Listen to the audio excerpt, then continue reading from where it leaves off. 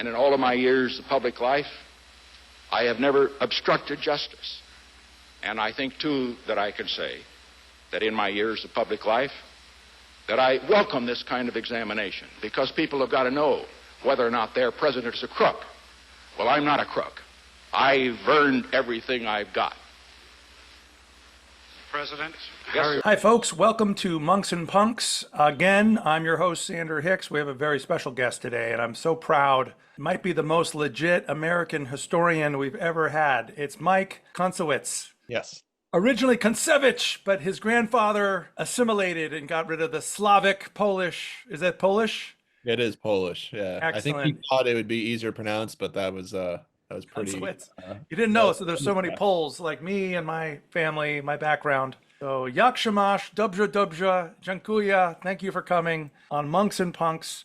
Mike is a friend of the family. He's a friend of mine. He's the author of The Men Who Said No, Republicans Who Stood Up to Richard Nixon. And we're living in a time in which, with Trump trying to control the narrative about everything, we have a lot of Nixon revisionism going on. So it's a great time to wake up to what's happening with people trying to control history and talk about this Nixon revisionism, or I guess you could say Trump makes Nixon look good, right? Yeah, I mean, in some ways that's true, but we can have I think a deeper, more substantive conversation about, what's actually interesting about comparing the two. Yeah. And I always caution people to not kind of slide down that slippery slope of saying, oh, well, not even Nixon would have done this. Well, if Nixon was born in the 1940s or 50s instead of 1913, who knows what he would be? I have my own guess, but he would probably be just as, he would at least be in the same ballpark as what Trump is doing right now. Right. So your personal opinion is that as presidents go, and this is your job as a historian, would you say Trump is worse, or Trump in some ways?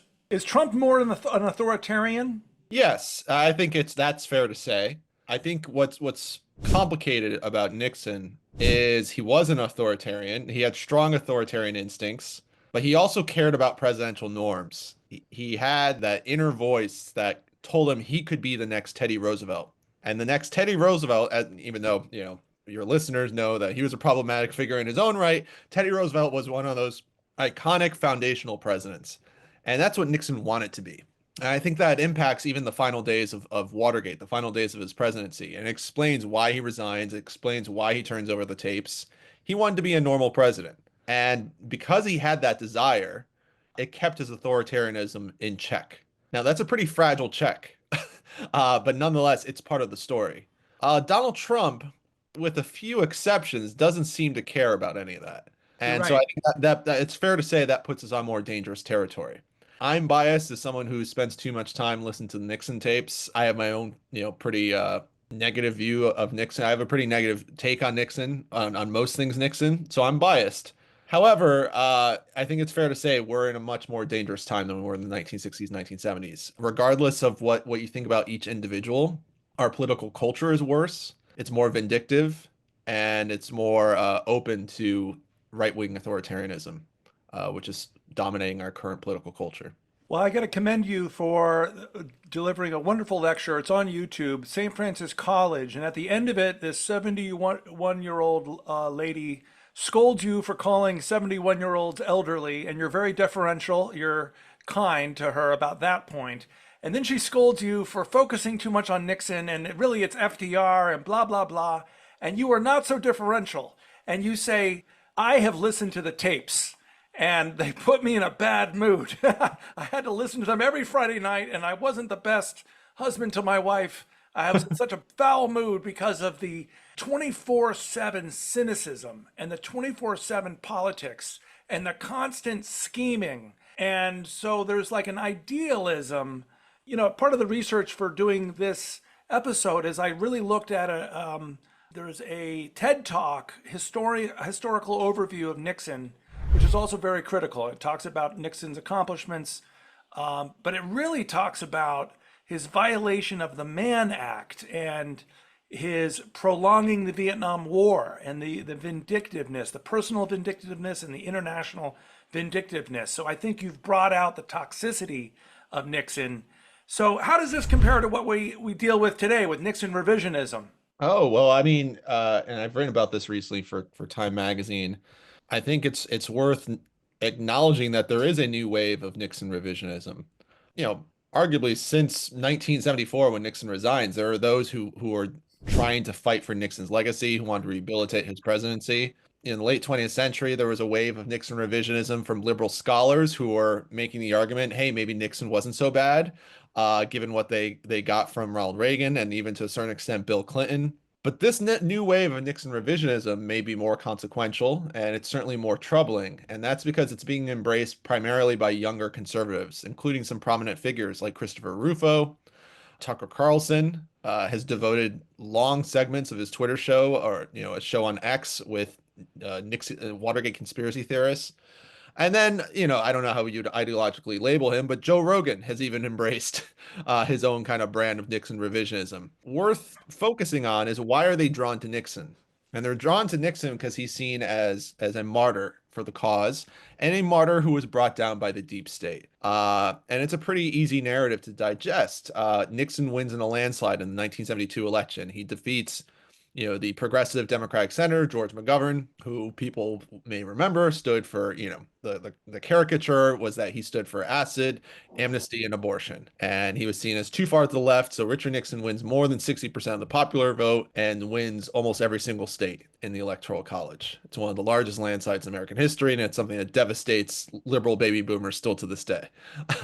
Nixon has that resounding victory in the fall of 72, and then he resigns less than 2 years later. How does that happen? Well, if you ask Tucker Carlson or Joe Rogan or other, kind of younger Nixon revisionists, it's because the deep state brought him down. Nixon was the victim of a CIA orchestrated coup. And these stories will often focus on Bob Woodward's own ties to the Navy and the CIA. And they'll say, look at all this smoke. This means that Richard Nixon, much like JFK or these other figures from the mid to late 20th century, was brought down by the same exact deep state.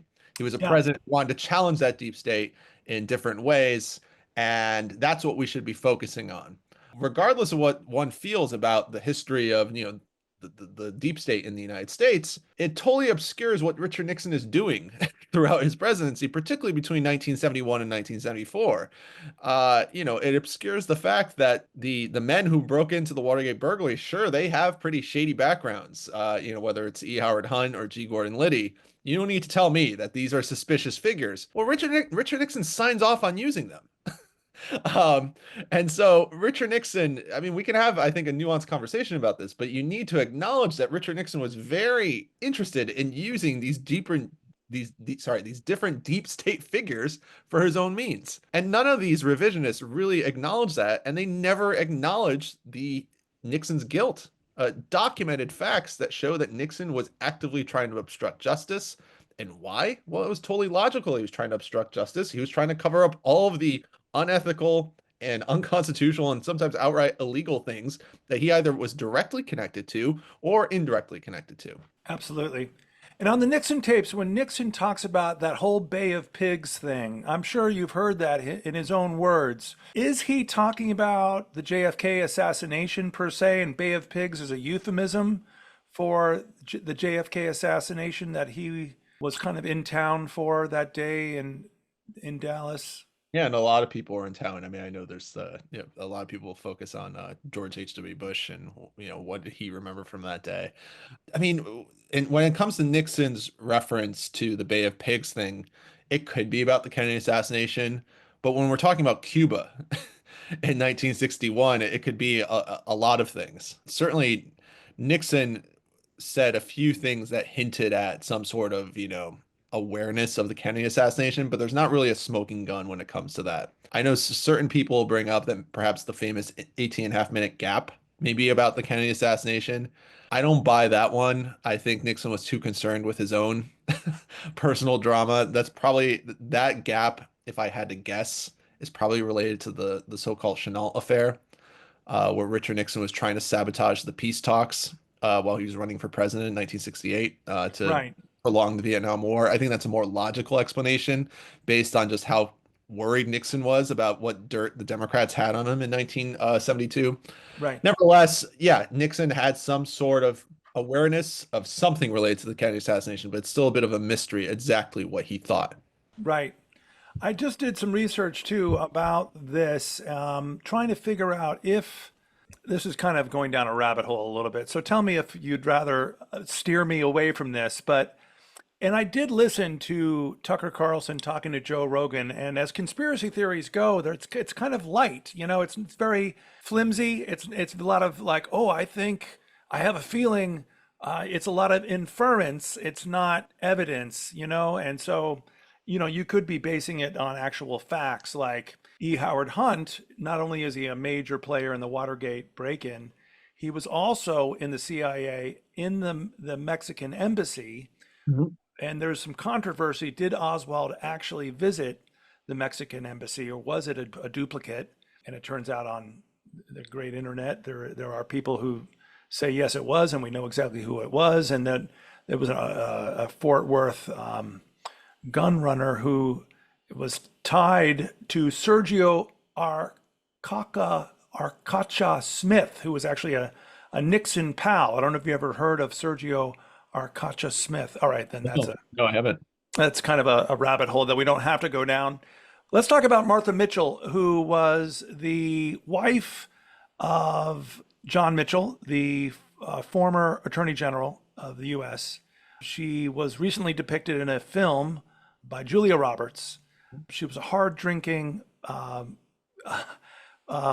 loose-lipped but charismatic person who kind of was a Republican, almost like one of the women who said no, because she was like kind of like the men who said no in your book. She was outspoken. And in the movie, there's some interesting. She dies mysteriously, and Frank McCord, the Watergate burglar, brings up the fact that the head of the NTSB had been fired that same day. I don't know if that's something that's relevant to our topic today. Martha Mitchell or her death or Yeah, the death. I mean, it was a bizarre death, and Nixon fired the head of the NTSB like the same day. And really? I actually did not know that. yeah, yeah. So- Um, and let's talk a little bit more about the Nixon tapes. Yeah, sure. No, I mean Martha. To return to Martha Mitchell, though, I mean she's a fascinating figure. I would understand anyone's suspicions about her death, given just how vocal she was, and during the final year or two of Watergate. But She no, had yeah, she was part of the conduit of cash coming out of the Nixon White House yes. to pay cover up hush money so that people like G. Gordon Liddy would go to prison and not talk. Yeah, and I think what she was justifiably afraid of was that Nixon and and his inner circle, which at various points included John Mitchell, were going to throw John Mitchell under the bus and try to pin Watergate on him, since there was much more direct evidence linking to him to the Watergate burglary. And so that was her incentive in terms of why she wanted to talk to reporters, both off and on the record. And John Dean was in a very similar situation the very next year. I mean, each of these guys thought it was incredibly unfair, given the culture that Nixon set in the White House, that they were going to take all the blame for Watergate. And once, like I said, that's why I think it's very important to drill down on what Nixon is actually doing. Because then you could see Nixon's at the center of all this. This is not just a bunch of kooky characters doing their own things, and maybe some of them were working against the president to try to bring him down. No, you need to focus on what Nixon's actually saying on the tapes, what he's ordering, and some of the ideas that actually came straight from him. This was not just the story of G. Gordon Liddy being weird and eccentric and possibly some sort of operative who was working against him. I think I know the answer to my next question, which is, look, and I want you to tell me more, what were the nefarious schemes that came directly from Richard Nixon? But I think one of them is the enemies list, which is Nixon pushing to use the IRS against just Paul Newman and run-of-the-mill Hollywood celebrities and anti-war liberals, and right. And Nixon was always following up with the head of the IRS and George Shultz, and they were saying, just no. We're not going to respond to Ehrlichman, and we're not going to do it because it's an illegal use of the IRS. Yeah, and that's something that Nixon, I mean, archival records, not just the tapes, there's paper records that show that Nixon's at the center of that order. This is not coming from John Ehrlichman, his top domestic advisor, or H.R. Haldeman, his chief of staff. No, it's coming straight from Richard Nixon. And that's very clear. To bring up, previous presidents and what was done before Nixon, I'm not one to romanticize the federal bureaucracy or even the IRS. I mean, there were cases where people were targeted for their politics, typically on the left if we're talking about the mid 20th century, but even some cases on the extreme right. But those were cases that were a little bit murkier. They were organizations that, you could have a debate about whether or not they violated their tax exempt status. And sure, there was definitely politics at hand in different cases. So I'm not denying that. What's different about this is Richard Nixon wanted to take whatever had been going on in the IRS for decades and control it straight from the Oval Office and target individuals. And that's what makes him exceptional. That's not to say that individuals weren't targeted beforehand, but you never had a list of hundreds and hundreds and hundreds of individuals whose only crime were opposing the Nixon presidency. And yes, this included people like Paul Newman, included, other Hollywood actors, included journalists that Nixon just disliked. And then it also included anti-war activists, civil rights activists, anyone who was on the president's shit list. And what Nixon came very close to doing was getting the IRS to actually take this list and initiate mass audits. If we had a different IRS commissioner, it may have happened. But fortunately for the country, Johnny Walters, a Republican from South Carolina, with the support of his supervisor, George Shultz, then Secretary of the Treasury, they blocked that order from happening. If Nixon had a full second term and may have been able to remove both Shultz and Walters, who knows what could have happened? Because they were there, Nixon is furious, and you can hear this on the tapes. He's furious at George Shultz. He's furious about Johnny Walters. And he's wondering why their kind of mole within the IRS, they have this mid-level mole, isn't getting more work done. Well, it's because his boss is blocking all of its attempts to go after all those Democratic donors that they want to target.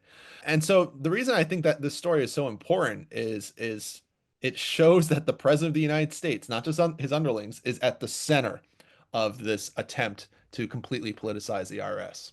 Right. How does that compare to Trump? Because Trump is also politicizing all kinds of branches of government. I don't know, does Trump have an enemies list the way that Nixon had an enemies list? Well, that's a good question. I mean, I wouldn't be surprised if he does, but I guess the counter to that is, well, why would he even need one at this point? As far as we can tell, everyone involved in the second Trump administration has every incentive to just target people who are understood as enemies. I don't even know if you need an enemies list. So just thinking this out loud, the culture that created the enemies list has taken over much of the Republican Party in the last 10 to 15 years. Right. And so we're living through a moment where you're not going to really have a smoking gun because there's this understanding that you use presidential power, you use the federal bureaucracy to screw your enemies. And why wouldn't you? And I think there's going to be probably moments, if we're lucky, where maybe the majority of the public is vocally disturbed by what's happening. It does seem like, a large share of the American public is okay with using the government to go after your enemies. I know the Nixon Foundation has published a short video in which Richard Nixon says that a good president never crosses Israel. You have to stand with Israel no matter what. And yet the Nixon tapes have Nixon often referring to the East Coast Jews, the Jews and the New York Times. So do you believe, in having listened to many hours of the tapes, how many hours have you listened to of the... I mean, my best estimate, and this is just based on my notes, and it could be slightly off, but I think it's around probably 250 to 300 hours. So that'd be about close to 10% of what's accessible to the public. Did you consistently hear evidence that Nixon was an anti-Semite? Oh, yes. Yeah. And I wasn't even looking for it. It wasn't a focus of my research, but it came up over and over again. And not just an anti-Semite. The guy was, and this is to your previous comment about like Nixon's cynicism. His racism is also, I think, maybe less exceptional, but still it's up there in terms of American presidents. He's obsessed with ranking people based on their ethnicity, based on their race, even sometimes their religion. It comes up a lot. I've listened to some of the Johnson tapes, and Johnson will say things that are racist, but it's not to dismiss it, but compared to Nixon, it's far more casual. It's certainly disturbing in its own way, but it's not as rooted in creating a racial hierarchy. Whereas Nixon is clearly interested in that. He's always trying to find ways to understand people in a very superficial way, and part of that is looking at their race, ethnicity, or the religion. And yeah, his anti-Semitism comes out quite a bit. It's particularly strong when he's hanging out with his chief of staff, H.R. Haldeman. They're both Southern California guys, and there's a history of Southern Californian anti-Semitism. Others, particularly Jewish individuals who worked for Nixon, who worked in the Nixon White House, would kind of explain it as a way as when Richard Nixon refers to Jews, he's actually talking about liberal elites. He's not just talking about Jews. It's a euphemism. It's a Yeah, this is an argument that William Safire used to make. And William Safire, who later on became a very influential New York Times columnist, was one of Nixon's speechwriters. That's right. Alongside, another anti-Semite like Pat Buchanan. But he was part of the speechwriting team. And yeah, I've heard that argument from other people that Nixon is just letting off steam about liberal, intellectuals. He's not actually targeting Jews. I don't buy that. Because the anti-Semitism comes up quite frequently. And I think the American public only knows about, they only maybe know about a fraction of the story. There's one tape that, for whatever reason, hasn't been publicized by scholars, and I'll talk about it right here. That's good because I was going to ask you, what's the thing that really hit you that like more people need to know this? Yeah. So I wish I looked up the exact date, but I want to say it's late 1972, probably December of 1972. A German choir, it was a young boys choir from Germany, came to the White House. And I don't even remember why they were there, but they gave one of these like standard performances, and there was some sort of like multi-faith like ceremony, just like one of these standard things that happens at the White House. And this Interfaith, Mike, interfaith. Interfaith, sorry. Interfaith. The German boys choir performed, and soon after the performance, a rabbi gave a speech, and within his speech, he made a few references to the Holocaust. That doesn't sound that strange, but later that evening, Richard Nixon is describing this to his staff, and he was very disturbed that the rabbi brought up the Holocaust in front of the German boys. Oh no. And then he goes on to complain to H.R. Haldeman that the Jews will never stop talking about the Holocaust. They kind of play around with like what the actual number of lives lost during the Holocaust. Oh shit. And then Richard Nixon starts like really kind of laying out his views of just Jews in general, that they're always seeing therapists. They have a death wish, and there's other things that are far more grotesque. I bring this up because what set this off was just a rabbi giving what seems like a pretty standard speech. Yeah. And probably, if I had to guess, I haven't found the speech, but probably said something along the lines like there's lessons to be learned from the Holocaust. And that set Richard Nixon off. Yeah. The president of the United States, who could not deal with a pretty standard speech coming from a rabbi. And I think that gives you a sense of how deep rooted his anti-Semitism was. Yeah. Wow. And think of also that rabbi wanting to influence the next generation of young Germans, and he had this opportunity to say, we remember, and you don't have to become alt-right, new right, whatever. Yeah. And I'll also add, because when we talk about Richard Nixon's relationship to Jewish Americans, people frequently bring up the fact that he saved Israel, by providing shipment of weapons to Israel in the Yom Kippur War. And that certainly did happen. Richard Nixon plays a very important role. But your listeners should be aware of the fact that in the early days of that war, Richard Nixon was pretty much out of commission for close to a day because he was very stressed out by Watergate, and he drank too much, and also had a kind of a prescription of a weird a heavy dosage of uppers and downers. And there was just one day where he just was not responding to any phone calls. And Yeah, Henry Kissinger even told several people that he was essentially the president that day. yeah. So I've heard. even when it comes to this telling the story of Richard Nixon saving Israel, you have to at least include a mention of the fact that Nixon is pretty much bombed for, a very important amount of time in the early days of that war. I'm sure you've heard anecdotal evidence that he drank heavily and wandered the White House halls as his presidency was unraveling, talking to different portraits of other presidents. Is that true? Have you heard that story? Yeah, that comes from Woodward and Bernstein, and even though Nixon defenders will target them in different ways, I haven't seen anyone that like actually deny that specific story, and it makes sense because I think of a different story where Richard Nixon visited the Lincoln Memorial in May of 1970. Which is Uh, in the Oliver Stone movie, it Nixon. is, It's it kind of a is, great scene. yeah, Anthony yeah, and Hopkins playing Nixon.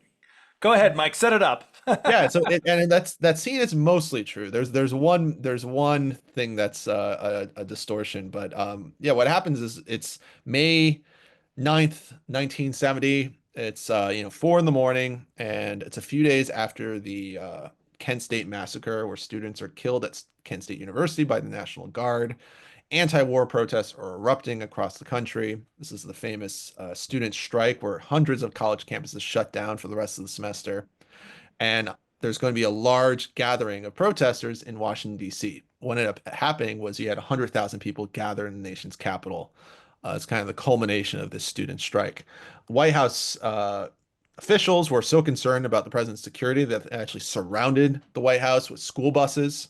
There was a fear that, based on what happened at previous anti-war protests, that people would actually try to scale the walls and try to invade the White House.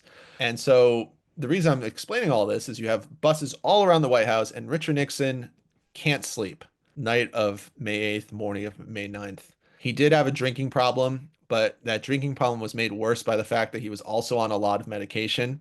And that's why it didn't take much for him to slur his words on the tapes. Defenders will say, oh, Richard Nixon was just a lightweight. Well, there's a reason he was a lightweight. It's because there was a lot of other things that he was consuming. And so at approximately 3 or 4 in the morning, Richard Nixon tells his limo driver that he wants to take a trip to the Lincoln Memorial because he wants to essentially talk to Abe Lincoln. He sees himself as living through a second civil war Mm. as the president who's presiding over the Vietnam era where the nation's coming apart, and he wants to, get some sort of inspiration from the statue. And so with just a few Secret Servicemen and his limo driver, they take the 1 or 2 mile trip to the Lincoln Memorial. And who's there? Well, a few dozen college kids who are there to protest Tricky Dick. And they're in sleeping bags. And some of them had actually just fallen asleep, and they wake up and they see the guy that they're protesting standing just like 20 yards away from them. And what happens is for the first 10, 20 minutes, they have a really awkward conversation. One of the witnesses there said it was akin to like a dad kind of coming downstairs and checking on their kids during a sleepover with their friends. It Oh, was that kind of vibe.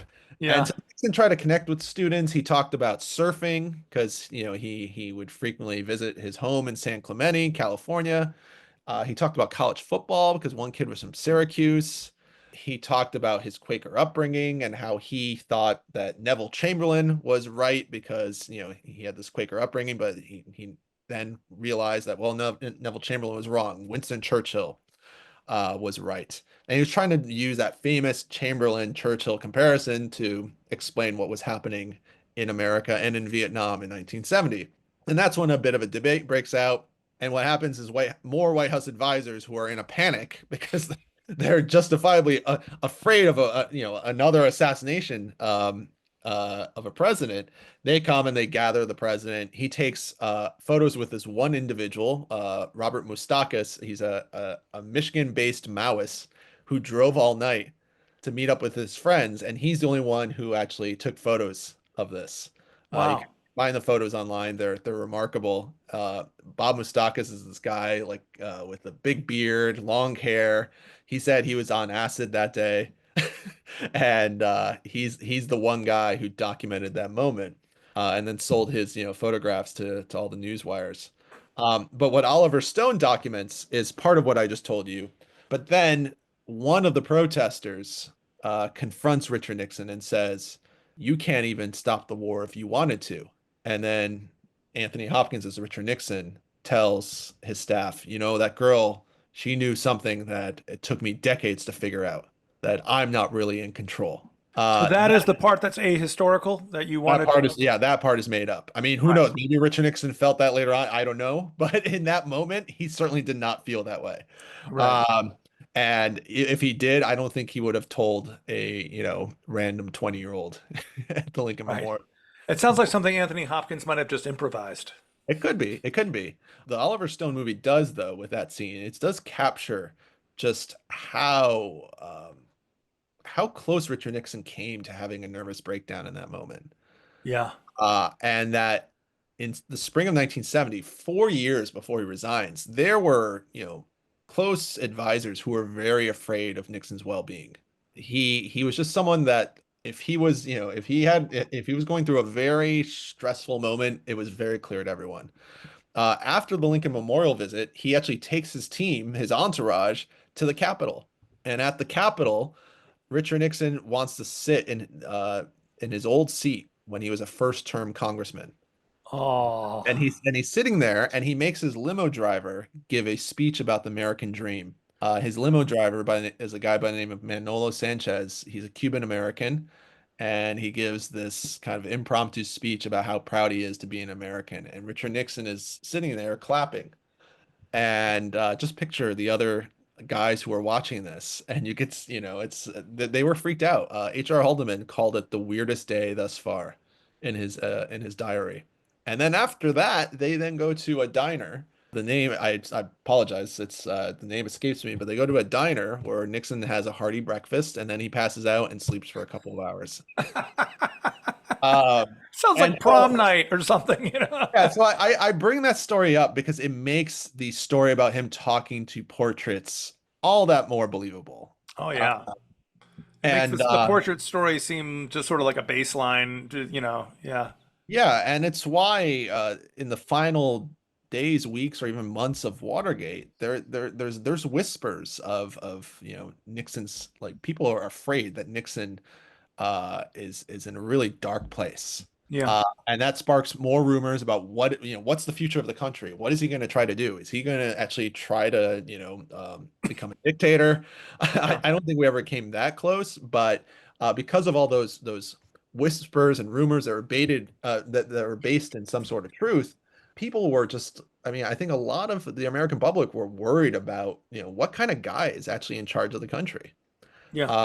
And the tapes, while there are certainly moments where Richard Nixon shows off his intelligence and he's a real foreign policy thinker in many ways, and this is where he's different than Trump. I mean, he's a smart guy, but there's other moments where the caricature of Nixon is not that far off from what you hear on the tapes. Right. Right. Let's see. I wanted to talk about the book Chaos, but before we go to Chaos, there was one last Nixon thing. Oh yeah. Post-presidentially, Nixon never, and correct me if I'm wrong, but never said the deep state took me out, the CIA took me out. He was critical of the CIA. The Richard Nixon Foundation has some videos, and Nixon saying, I never thought they were very competent operationally, but he never actually said Watergate was a conspiracy against me, right? And he had ample opportunity and a platform in which to speak his truth, if that was his truth, which it wasn't, was it? No, the closest he came, and I'm not exactly sure if this was the only time. I would actually think there was probably a few other interviews where he did this, but his move was, some say this. And so he would love to put those theories out there. He would make reference, not by name, but he would reference the fact that there was, a popular book out there by Len Clodney called Silent Coup that makes this argument. That the CIA had a lot to do with this. And he would say, I don't buy that, but some will say this. And then he would link that to his critiques of the CIA and the fact that, he wanted, if it was up to him, he would make meaningful changes to the CIA. And then he, of course, would just kind of his goal was to make sure that his crimes were not seen as exceptional by the American people. And so if promoting conspiracy theories about Watergate helped his case, then he did that. But he did it in an indirect way where he still, once again, wanted to be seen as a normal president. And so the some will say kind of approach to that is as far as he was willing to go. People who were close to Nixon, some even who worked in the Richard Nixon Foundation, went a little further than that. That was his approach. So we don't miss it, let's tell the story. You're a veteran of the Nixon Presidential Library, and you are also there as the library, which was being run by the Nixon Foundation, got taken over by the National Archives, and they brought in a sense of historicity and accuracy, and they got rid of the whitewashing Watergate exhibit, and they brought in a more historically accurate exhibit. So there's controversy here with the Richard Nixon Foundation not being super happy with the National Archive, but you worked under the first federal director of the Nixon, Tim Naftali. Tim Naftali, right? That's right. So tell us about this controversy, Mike. Yeah, and I'll have to discipline myself because it's very easy for me to get bogged down in the details. But Laser focused. uh, but first off, I think it's important to explain to your listeners what is a presidential library. There's a lot of these things spread across the country. You know, there's an Abraham Lincoln library, there's a Calvin Coolidge library. But when we think of a presidential library, you're probably referring to the federal presidential library system. And that's something that Franklin Roosevelt created that was meant to, he was thinking about ways to not only store his archive, but also kind of amplify his legacy. And so he created the presidential library system, grandfathered Herbert Hoover. So from Herbert Hoover all the way through George W. Bush, you have this presidential library system that's run by the federal government. However, each of the libraries operate as a public-private partnership. Ah, So traditionally, what happens is the library is built with private funds, but the day-to-day operations are usually split between the National Archives, the federal government, and the private foundations. The exact split varies on the agreement, but it's usually something close to like a 50-50 split in terms of who controls what and who pays for what. I did not know that. That's Yeah. interesting. So Richard Nixon was at the time the one exception to this rule, because Richard Nixon, for obvious reasons, had an exceptional relationship to the federal government. He was still suing the federal government to get back his tapes. He wanted that the federal government seize his records. He wanted access to his records. And so he had a very contentious relationship with the federal government, which is why in 1990, 16 years after he resigned, he opened the first private presidential library in decades. Oh, It existed outside of the National Archives. And that at the time was seen as pretty strange, but necessary for those who wanted to promote Richard Nixon's legacy. And it opened in Yorba Linda, California, Richard Nixon's birthplace. And it existed as a private entity for 17 years. What changed? Well, the then director of the Richard Nixon Foundation, he was actually the second director. The first was Hugh Hewitt, who's a conservative media figure. He actually had to resign after he embarrassed Richard Nixon and other advisors because he told a reporter that Bob Woodward would not be welcomed at the Nixon Library, that they would screen researchers before they let them into the library. And that was a kind of a mini scandal in 1990. So Hugh Hewitt steps down. This other guy named John Taylor, who was an advisor to Nixon, but he was referred to as kind of the in-house liberal, Southern California liberal, younger guy, never worked in the Nixon White House. It's someone that Richard Nixon hired in the early 1980s and worked with Nixon to the very end. So a very different experience.